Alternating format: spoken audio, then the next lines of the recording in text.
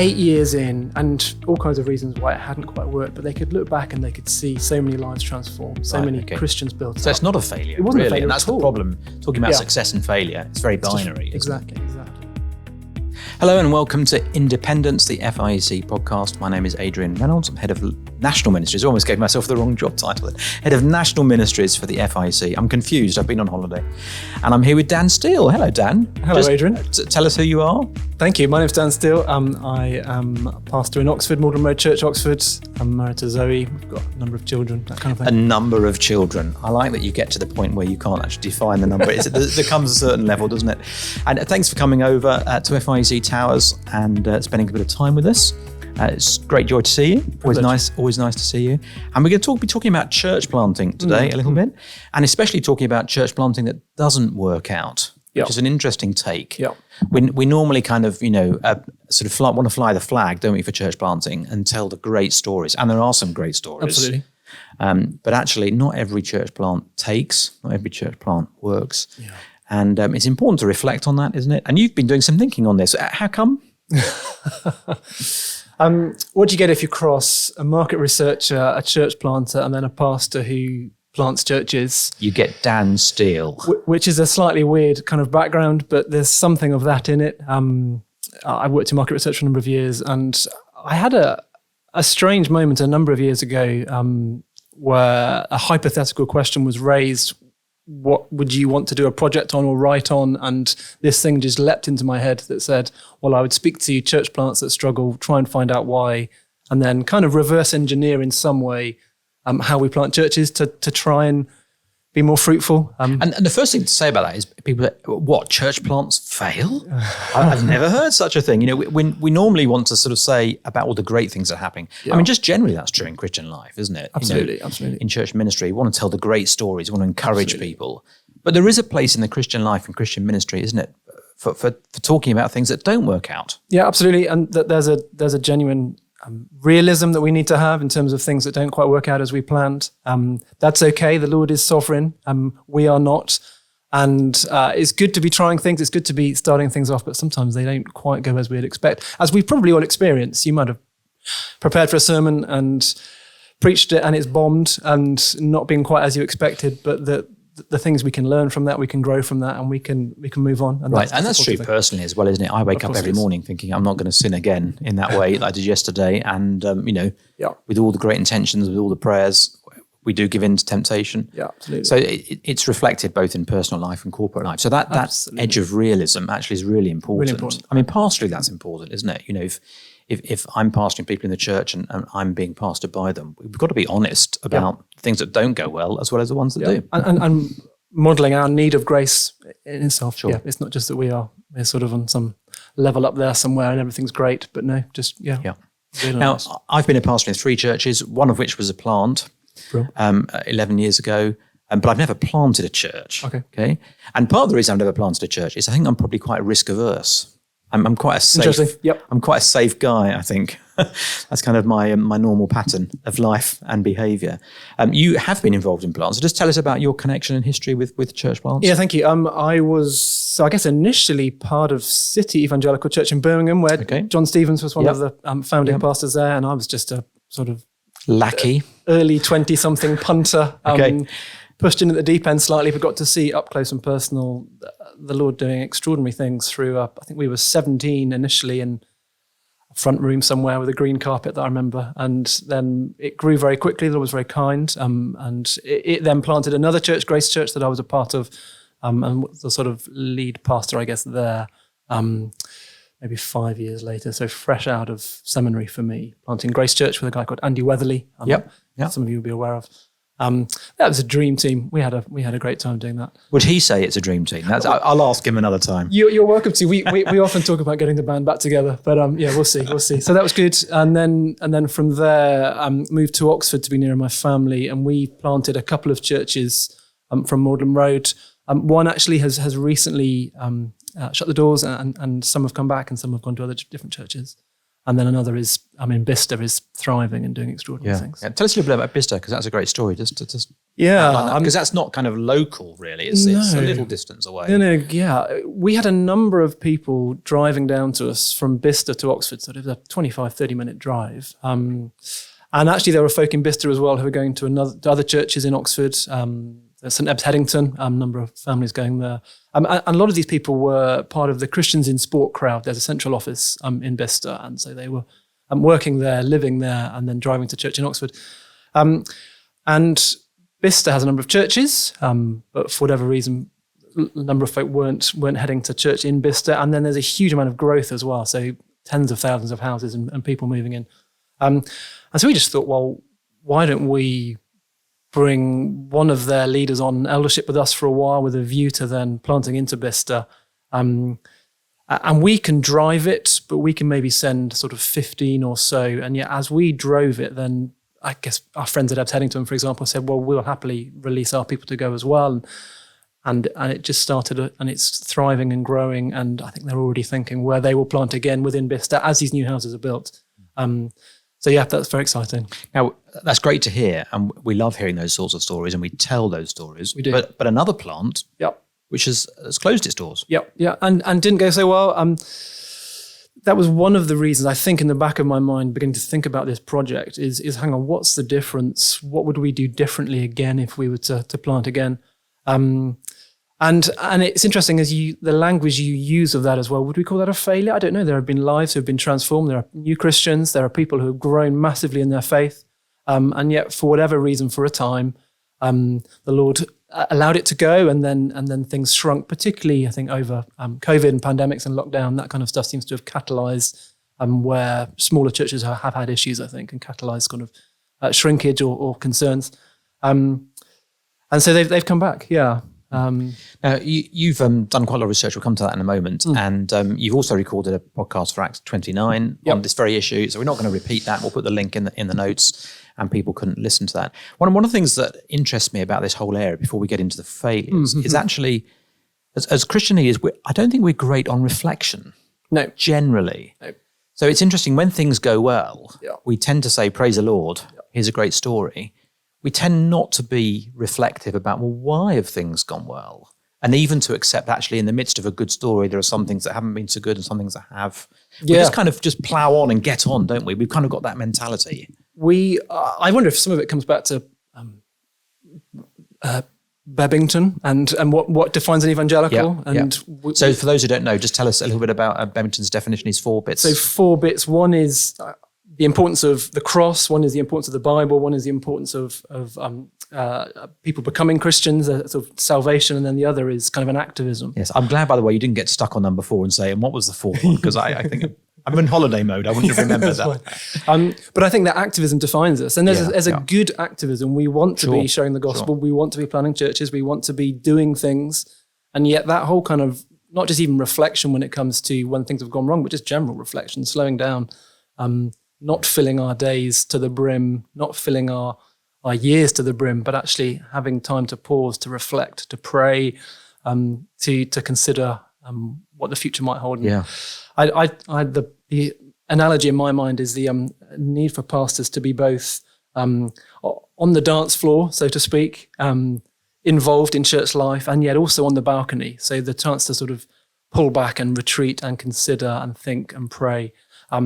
I think we're probably quite good at being on the dance floor, not so good at being on the balcony. Well, that's very interesting.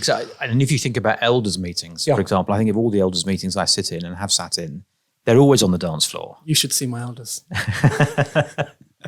Well, yes, the lights are turned down low, so you can't see the moves. But there's very little actually time on the balcony. Ray Evans, one of my colleagues, has this thing about, you've got to spend time away as elders reflecting on church life. I think that's exactly right. And actually, we're so busy firefighting the whole time or thinking about what's the next big thing that's coming along that we don't have that reflection time doing. Absolutely.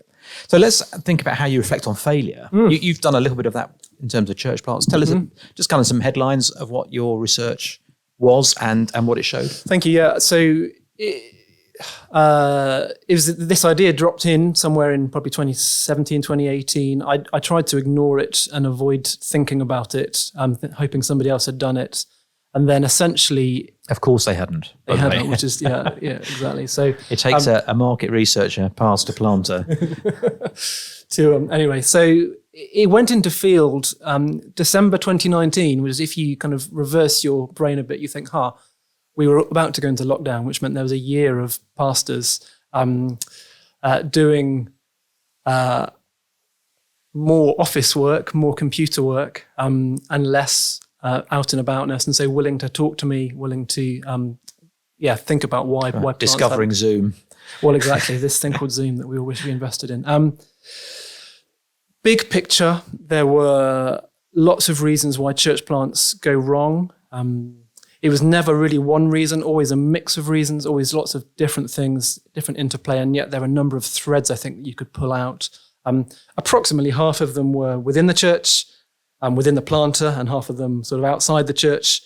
The biggest ones to do with self-reflection of planters saying things like, I didn't have all the gifts and skills that I thought I did or that I needed, or that I wasn't honest enough early on with those things, and so didn't have people around me to compliment me and to fill some of those gaps. That's interesting. So those things hadn't really been tested in the fire until the plant happened. Yeah. And then perhaps found wanting. Exactly.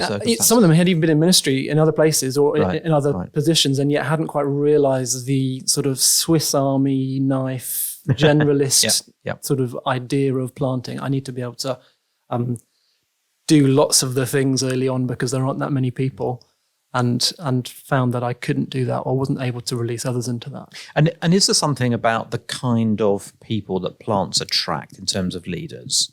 So I've just described myself as being the sort of the risk-averse safety guy, which perhaps is why I haven't sort of been a church planter. I think I would fail the Acts 29 assessment. You'd be gold dust on the first evening.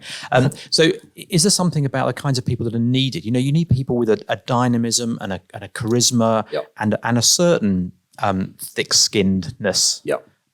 To be an effective church planter, you have to be a scavenger, really, in terms of getting resources. And yet also, every character type has besetting sins, right? I know what mine are. But actually, with that come a collection of besetting sins that, if they've not addressed, can be deadly. That's exactly. And so if you're the kind of alpha, get the job done, Swiss Army guy, with that can come a pride or a sort of such a hard-nosed desire to make things happen and to raise the funds, to get the launch date, to get everything together, that you aren't great with people, for example. And that's one of the things actually we found, that there's a decision that needs to happen, or there's a transition that needs to happen maybe 3, 4, 5 years in, where you move from a kind of planter mentality to a pastor mentality. You're a tiny little brand new church to actually more established church. Do you think they're the same gifts? No, well, no, that's one of Is that part of the challenge? That's one of the big challenges. We kind of think pastors should be planters and planters should be pastors? Yes, yeah. And it may be that we need to release our planters to be the sort of perpetual planter, so you stay where you are for 5 years and you hand on to somebody else, you train up, and you do that again and again and again. We don't have many of those kinds of people. So often what you get is you get your planter who's frustrated having to sort of slow down and be a pastor 5 years in, or indeed you get your pastor at the beginning who's like, I'm not really a planter, but I'm just going to get this thing going. And so there's kind of frustration all the way, which is why I think increasingly think about core teams and so it's interesting. So breadth of people. I guess we can think of churches, both of us, and perhaps been in some ourselves, where it's been an individual who's driven it. Do you think then that a team model, even if it's just two, a bit like at Grace Church, it is a better and safer approach? Which is really interesting. Hindsight would say, Andy and I were hugely complementary, I think, in terms of our gifting and our character, personalities. And actually probably rewind a bit further and go back to City Church with John Stevens, Neil Powell and Hugh Thompson. Yes, well, I know the three of them. They're all quite different. They're very different, And again, I never got to quite see those elders meetings, but can imagine they'll be fun. I think there is a sense in which we need to think through more of a team mentality, particularly at the beginning of a plant, where there are so many things that need to be done. If it all hangs off one person, they either end up getting exhausted and burnt out. That's probably it, actually. That's probably what does happen. Especially, Sort of 3 years in, I'm done, unless they've been able to train up others who will then go and take stuff on That takes a lot of humility in the early days to be able to do that. Willingness to share the power, if you like, with those around. And let's talk about risk a little bit as well. Yeah. So one of the things that strikes me about church plants, they're always risky, aren't they? Yep. You're often sending off your best people. Yep. They're resource hungry, not in terms of people, but in terms of money, in terms of what a church loses, not only what it sends out, all kinds of different ways. They're very resource hungry. And so they're kind of, expanding your building, building a balcony or extension always seems a little less risky. So how did you discover church's relationship with risk having an impact on what's going on in the church planting world? Yeah, that's a big question. And again, you see where things struggle at times, it was where the parent church, so if you're thinking of a sort of strawberry runner type model where you've got a parent church that plants a little church out and then eventually they snip it and it becomes an independent church. One of the areas it didn't work out very well was where there was a lack of clarity in relationship or discussion with the parent church, so that they had planted and that was kind of risky, and yet they didn't want to let their best people go. Perhaps the senior pastor of the mother church didn't want to or wasn't able to give the kind of support that was needed, and so it was kind of we'll let you go and we'll plant you, and yet we're not going to quite give you the help that you need. It's the parent.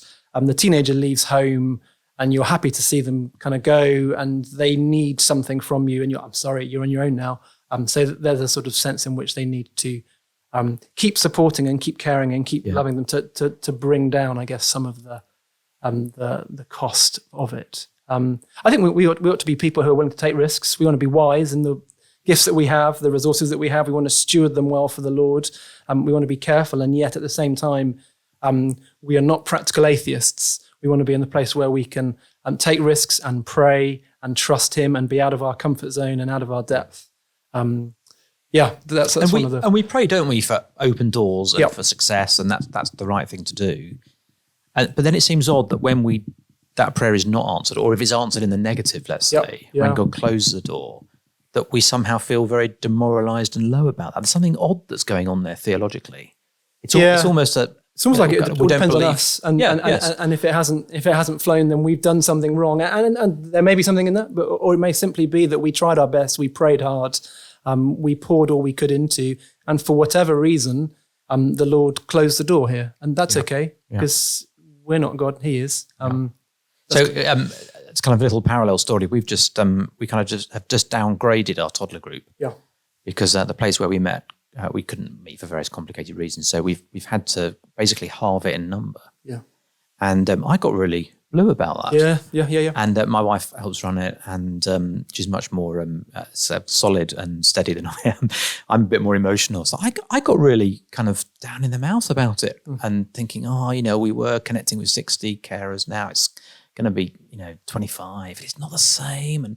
And she said to me, just wait, you see. And actually, we've had more evangelistic fruit from running a group with 25, because actually we had the right number of staff for 25. We had not enough staff for 60, so we were just running around and not really being able to have any conversations. And I just think, just sort of reflecting on my own heart, there is a sense in which every backward step feels like I've let the Lord down. Yep. And I think that's what you're coming back to. It's sort of that activism, that somehow there's a kind of, there's a works righteousness in ministry that we don't really talk about, but is really there. And it's identity in what we do. It's identity inside. We're at the conference, and they've got a bigger toddler group. Exactly. I mean, it's just a toddler group, but and in a sense, it's not quite. People aren't quite as invested in it as a plant. We're actually sometimes you're asking people to move. You're asking people to give up on friendships and connections. Perhaps there's a lot invested in it, isn't there? So it's kind of a big deal there. Yeah. Tell us a little bit more about this the kind of team idea, just to come back and revisit that. Because I'm interested in that. I guess I know church planters who work well on their own. Yep. How do you, if you're a kind of you're a go-getter, how do you go about building teams that are effective if you are kind of a sole practitioner? Yeah, that's a really good question. I think it needs to begin at least with a level of honesty, and that nobody is fully rounded. So if you're the go-getter guy, you're possibly lacking in other skills. So some kind of sort of honest realism about an evaluation about your own character. And so you're thinking, okay, I can do these things and I love doing these things, but I struggle with whatever it is. I struggle with admin. I struggle with the kind of pastoral skills for complex situations.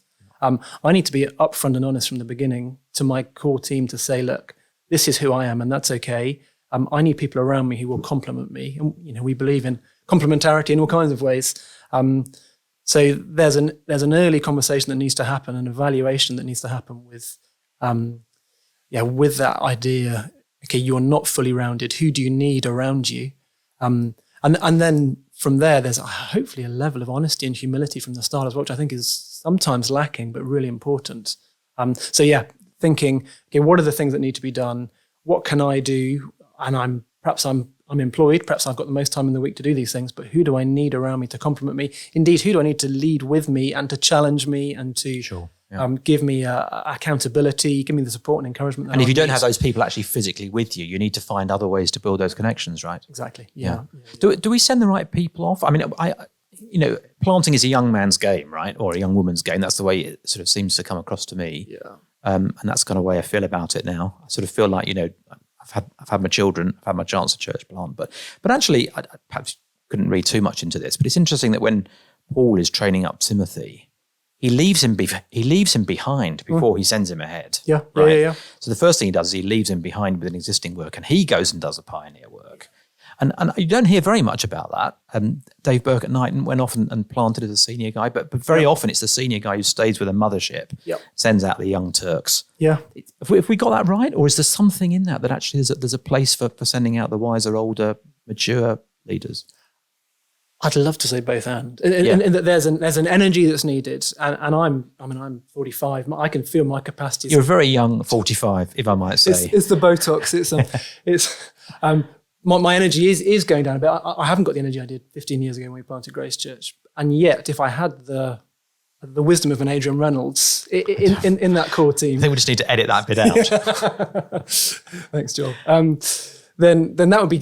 So when I said you'd be gold dust in a plant team, I think there is something in that to have someone who can drive and yet sort of slightly more rounded, experienced, hardened, who's not quite got the naivety perhaps. But is there to pick up and there to support and encourage. And I suppose actually the acceptance right from the beginning that this might not work, and talking honestly about that actually makes, if that moment does come, that makes it easier for everyone to kind of reintegrate and for us to say, well, we tried it and the Lord didn't bless it for whatever reason. The other thing is you would hope as well that an older team or an older team member would be less invested in terms of their identity in the plant. So it's a kind of maturing in Christian behaviour. Often as kind of younger leaders, there's who I am is so tied up with this, the numbers on a Sunday, we sort of give the impression that everything's thriving and going really well and we're hitting our targets, and yet actually there can be a pride in there, that can be a sort of insecurity. A forgetting of who I am in Christ first and finding who I am in how well the plant is going. Well, your work's been a great help to us, Dan. We've just been putting together our prayer guide for the FIEC centenary. FIEC is 100 years old this year, in November 1922. And actually, right from the start, has been a church planting movement when no one really knew what church planting was, which has been a thrill actually to look back over some of the history and see that. And actually over the last 10 years to see almost 70 plants, not all of which have worked, but 70 plants. And actually, when we put the little prayer guide together, we've got 10 groups of 10 to make up our 100 church projects that we're praying for. And there's a section on church planting. And there were quite a lot of people who were saying, we want a church plant here. Some of the plans are quite developed, some of them are more aspirational. We put a mix of them in. And I put in one that was a failure because having sort of read some of your stuff, and it was just very interesting reading a church saying, we've brought back the team. We're not giving up on the place where we want to plant. We know it's important. We know there's a need, but we need to reflect. We just need to think about stuff. How can churches build that into their planning for planting from the start? So there's a sense in which, we're going for this plant. As a leader in a church, I'd want to make it all optimistic. It's going to work. Come on. So is there a place for saying it might not work, and this is what and to think about what steps we might need to take, to think about what the measures might be that would help us evaluate it. Yeah, that's helpful. Do we need to do more of that at the outset? We really do. I mean, I'd hope the project that I've been involved in would give some of that sort of, to be forewarned is to be forearmed. And so even just to say, look, here are 80 examples of plants that didn't quite go as well. Even that just... And that's how many you saw in your project, right? Yeah, so all around the world. But then, and then there's a sort of balance, I think, of not wanting to... Historically, we've had a bit of if it's not flying by 3 years, it's a failure, we're going to pull it back. And yet that won't work in certain communities, particularly poorer communities. Well, increasingly, it's a very short-term vision for anywhere, I think, 3 years. Exactly. Yeah. So wanting to have a long lead in to sort of stretch that if we can, and to help our investors and our funders and those who are actually planting to be realistic. And yet then at the same time to say, do you know what? But if by whatever our 5 years, 7 years, if it's not looking like it's thriving, that's okay. We've given it a go. We've trusted the Lord. We've seen him at work. And there are all kinds of reasons why it might not thrive. Things that we didn't know would happen. I mean, maybe pandemics. There may be another church planting in next door. There may be all kinds of things, and that's okay. We are just, with the information that we have at the time and the resources we have, prayerfully trusting him and seeking to plant a church to further the kingdom. And if that doesn't happen, that's okay. Our identity is not tied up in being a church-planting church that does these things and it's thriving. But actually we can happily come back. Maybe that's numbers, maybe that's financial, maybe that's just actually the health of the church, maybe that's the health of the planter pastor. But being willing, it's quite a brave decision, isn't it, to say, do you know what, we're going to draw stumps. We've given it a go. We're going to trust him anyway, and we're going to come back. Well, one of the interesting things I found in the project was that some of the reflections by those whose churches had stopped were just really inspiring. You know, that they lasted for 8 years. As I think of one in Sydney. I know we're Sydney, Australia. That's not Sydney, UK. But is there a Sydney in the UK? I'm sure there is. It'll be in the show notes. We'll find it. If so, I want to move there. Yeah, okay. But 8 years in, and all kinds of reasons why it hadn't quite worked, but they could look back and they could see so many lives transformed, so many Christians built up. So it's not a failure. It wasn't really a failure, and that's the problem. Talking about success and failure, it's very binary. Exactly. And just as we wrap up, I just want to ask you about just the church planting scene in the UK more generally, something you're involved in and kind of observe. I mean, anecdotally, my observation is 5 years ago, more churches were talking about doing church plants than now. Seems to be less on the radar. There's a little bit of retreating. I think some of that's because of some of the things that have happened in the church planting world. Some of the leadership crises we've seen, people still a bit nervous. And perhaps people after COVID as well, a little less ambitious. Caution. Actually just trying to regather church feels a bit of a battle. So to be thinking about planting, it's just too much of a step. So just give us some general observations about the church planting world. And just the kind of the ongoing need in the UK. Thank you. There are still vast swathes of the country where there aren't gospel churches, or there aren't enough gospel churches. So in terms of the need, I think it's still there significantly. I think you're right. COVID has slowed things down significantly, and I think the sort of church planting world issues, Mars Hill, good podcast to listen to perhaps, and exemplifies some of that. But I think, as far as I see it, numbers are on the up. So I'm a little bit involved with the Act 29 GB network. And one of the excitements is that I see people being assessed and plants happening again. There's a restructuring of the team as well. And so I think that's really positive. I've been seconded actually to do a day a week, or a little bit over a day a week, to look after planters already in the field. So one of the things it's always been good at, I think, as a network is assessment and getting people in. It's not been great at the kind of longer term care and support. But yeah, I would, if you're a pastor or involved in a church and this sort of planting idea is coming onto your radar again, then have a conversation with someone and prayerfully seek to think through whether that might be something you could be doing now.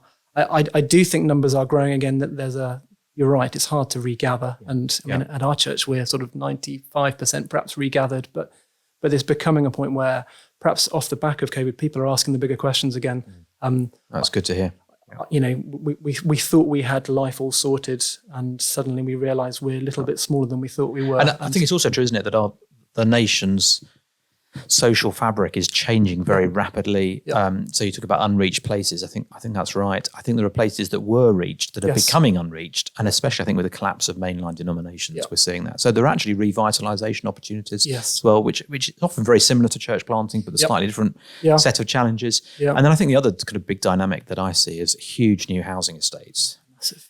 So we've got one just up the road in Leicester. They're basically building a new city on the edge of Leicester. It's going to be 125,000 people, I think. Yeah. And you just think it's going to be the biggest housing development in Europe or something. And you think, actually, we need to be thinking now, don't we, about these places? And actually, one of the extraordinary things about the FIEC is for a long time, it was a suburban church planting movement. Interesting, yeah. And there are lots of churches in the FIEC that were planted into housing estates that were developed in the 60s and 70s because people had a vision for that. And we need to regain a vision for all kinds of unreached places, don't we? Yeah, one of the things we're thinking through in the Oxford region where I'm from is there's a particular large urban area that doesn't really have enough gospel churches, let's say. And so we're thinking, well, we couldn't plant there and they couldn't plant, but what about if we all get together and say, have a bit, and we've got our friends at New Frontiers, for example, have a much bigger kind of strategy where they're thinking this city here, one church can't plant there, but a number of churches could collaborate and do that. So there's a conversation beginning. I won't say too much just in case things don't come through, but there's just a slightly bigger picture. Sort of the drone goes up a bit higher, and we're thinking, okay, let's look at this kind of patch and think about where we might be able to do something together. Great. For God's glory. Dan, thanks so much for joining us. We'll put on the notes a link to the website where you've been collecting some of the data together, and look forward to hearing a bit more about it. You can watch the podcast. Find out a bit more about the actual research that you did with Acts 29. That's really interesting. Encourage people to listen to that. Thanks for joining us. This has been Independence FIEC podcast. You can subscribe through all the normal channels and do like us if you like us. My name is Adrian Reynolds. Thank you for joining us. Thanks, Dan, for being with us today. You're very welcome indeed.